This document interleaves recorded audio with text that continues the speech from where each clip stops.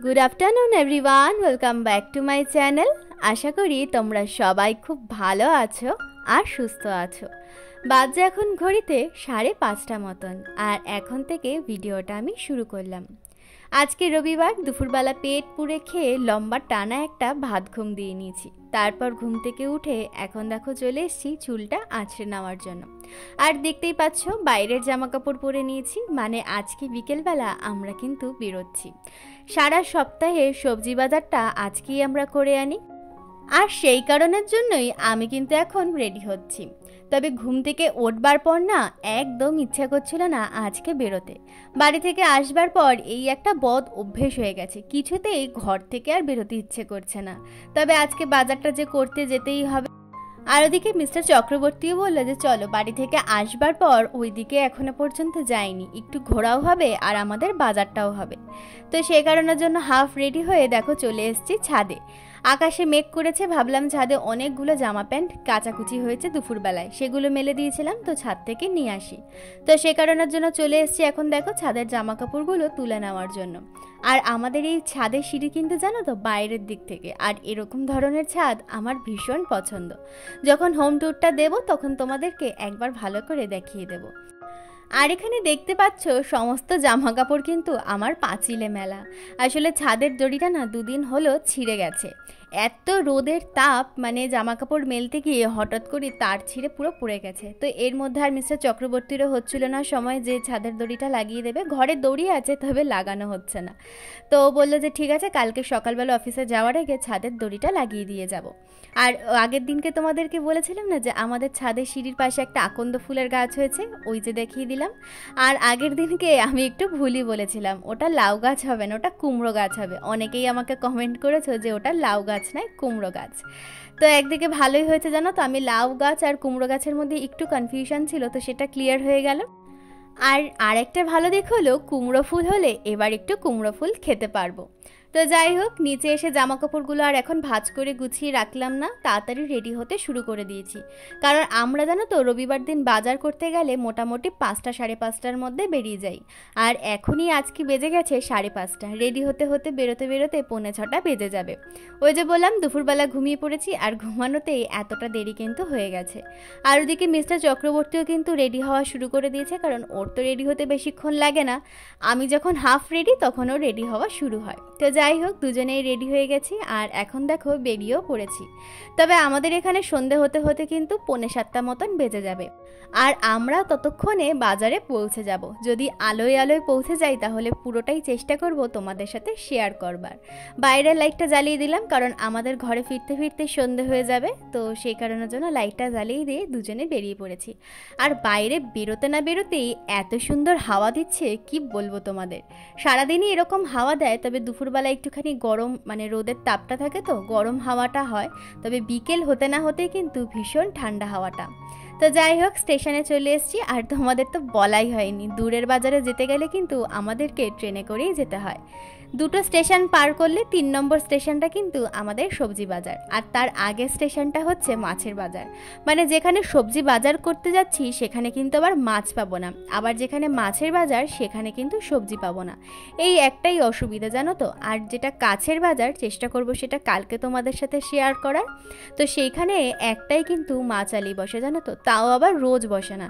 তো সেখানে আবার মাছের একটুখানিও প্রবলেম হয়ে যায়। তবে প্রত্যেক সপ্তাহে তো একই রকম মাছ খেতে ভালোও লাগে না, নয় চিংড়ি মাছ নয় রুই মাছ।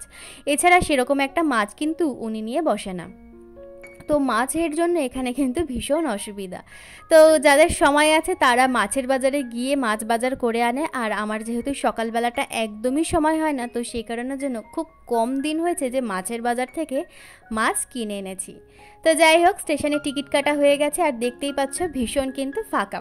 কারণ এখানে প্রত্যেকটা ঘরে ঘরে কিন্তু প্রাইভেট কার রয়েছে। তো সে কারণের জন্য স্টেশনে কিন্তু খুব কম মানুষই, মানে ভিড় জমায়। যাদের খুব কাছাকাছি যেতে হয়, গাড়ি নেবে না, তারা স্টেশনে আসে, আর যাদের নেই তারা কিন্তু ট্রেনে যাতায়াত করে। তো আমরা 2 নম্বর পাবলিকদের মধ্যেই পড়ি, আমাদের এখানে গাড়ি ঘোড়া নেই। তো সেই কারণের জন্য আমরা যেখানেই যেতে হয় ট্রেনে করেই কিন্তু যেতে হয়। আর সেই কারণের জন্যই ট্রেনগুলোতে কিন্তু খুব একটা ভিড় থাকে না। দুদিকেরই ট্রেন তোমাদেরকে দেখিয়ে দিলাম, খুব একটা কিন্তু ভিড় নেই। তবে আমাদের ট্রেনও চলে এসছে, একদম ফাঁকায় ফাঁকায় গেটে দাঁড়িয়ে পড়েছি। আর এরকম প্রত্যেক সপ্তাহে গেটে দাঁড়িয়ে হাওয়া খেতে খেতে যেতে কিন্তু ভীষণ ভালো লাগে। আসলে কলকাতায় তো এরকম ফাঁকা ট্রেন খুব কম সময় পাওয়া যায় না, তো এত ফাঁকা ট্রেন থাকলেই সবার প্রথমে আমরা দুজনে গেটে চলে আসি। আর দেখো, তোমাদের সাথে কথা বলতে বলতে কিন্তু অলরেডি একটা স্টেশন পার করে ফেললাম। তবে একটা মজার জিনিস জানো তো কি, স্টেশনের ডিস্টেন্সগুলো খুব বেশি কিন্তু দূরে দূরে নয়। এই ট্রেন ছাড়লো, আবার কিন্তু আরেকটা স্টেশন চলে আসলো। আর এখানে দেখো কি সুন্দর মনের আনন্দে হাওয়া খেতে খেতে আমি বাজার করতে যাচ্ছি। আর এখানে দেখো আরও একটা স্টেশন কিন্তু চলে আসলো। আর এখানে স্টেশনের নামগুলো কিন্তু বড়ই অদ্ভুত। তো এই স্টেশনটার নাম হচ্ছে গিন্ডি, আর আগের স্টেশনের নাম ছিল এসটি থমাস মাউন্ট। তো এই দুটো স্টেশনেই দেখলাম যে স্টেশনে কিন্তু কাজ চলছে, এবং আমাদের স্টেশনটাতেও কিন্তু কাজ চলছে। যেখানে বাজার করতে যাই সেইখানেও দেখলাম কাজ চলছে। তো যাই হোক, নতুন কিছু করছে হয়তো।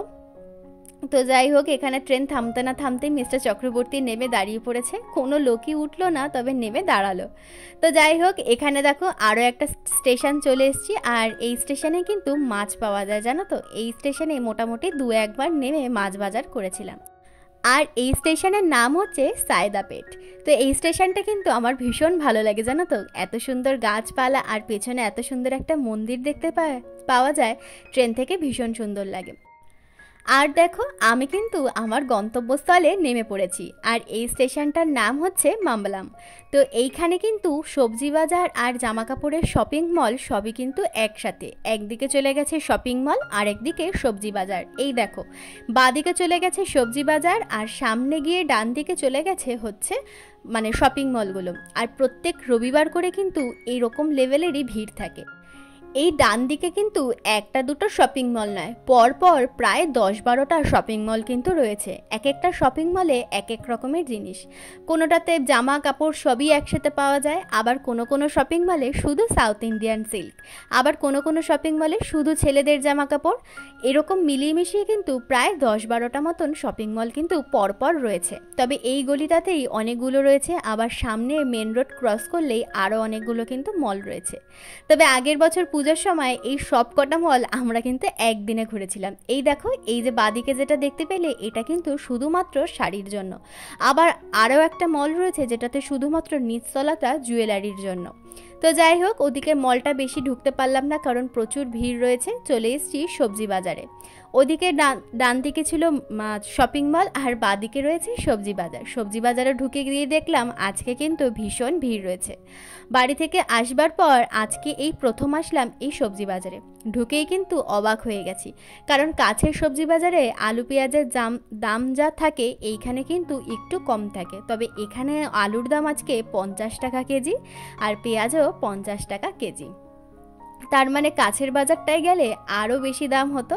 আর এখানে নারকেলের দাম কিন্তু ভীষণ সস্তা, দেখতেই পেলে 15 টাকা 20 টাকা করে কিন্তু এখানে নারকেল বিক্রি করছে।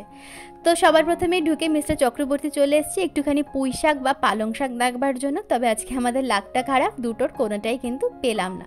তারপর ভেতরের দিকে বাজারে ঢুকে যাচ্ছি। আর এখানে মেনলি আমরা কী নিই তোমাদেরকে বলে দিচ্ছি। আলু পেঁয়াজটা এখান থেকে নিলে একটু সস্তা পড়ে, আর পটল যদি পাই এই মার্কেটেই পাওয়া যায়। তো এখান থেকে আমরা পটলটা নিয়ে নিই। তো যেহেতু ট্রেনে করে যাই, একবারে বেশি সবজি নিয়ে আমাদের ট্রেনে নিয়ে যেতে কিন্তু ভীষণ অসুবিধা হয়। তো এখান থেকে আলু পেঁয়াজটা আর পটলটা নিয়ে নিই। আর সামনের সবজি বাজার থেকে যা যা টুকিটাকি লাগে, ধরো একই রকমের সবজি পাওয়া যায়, ফুলকপি, বাঁধাকপি, ভেন্ডি, এগুলো সব কিছু কিন্তু সামনের বাজারটা থেকেই আমরা নিয়ে নিই। আর নতুন যদি কোনো সবজি নিতে হয় তাহলে কিন্তু আমাদের এই দূরের বাজারটাতেই আসতে হয়। কাছের বাজারে এত কিন্তু কিছু রাখে না। যেমন ধরো আগে মোচা, ভাড়ালি কাছের বাজারে পেতাম না। এই দূরের বাজারে আসা যবে থেকে শুরু করেছি তবে থেকে কিন্তু মোচা, ভাড়ালি এগুলো সব এখানেই পাই। তারপর পুঁই শাকও কিন্তু কাছের বাজারে কোনোদিনও পাইনি, প্রথম এই বাজারে এসেই পুঁই শাকটা পেয়েছি। তো সেই কারণের জন্য আমরা প্রত্যেক সপ্তাহেই এখানেই আসি বাজারটা করতে, কারণ যা নতুনত্ব পাই সব নিয়ে নিই। আর না পেলে আলু পেঁয়াজ আর পটলটা পেলে পটলটা নিয়ে নিই, আর যদি কিছু পছন্দ হয় সবজি এখান থেকে নিয়ে নিই, আর নয়তো কাছের বাজার থেকেই নিয়ে নিই।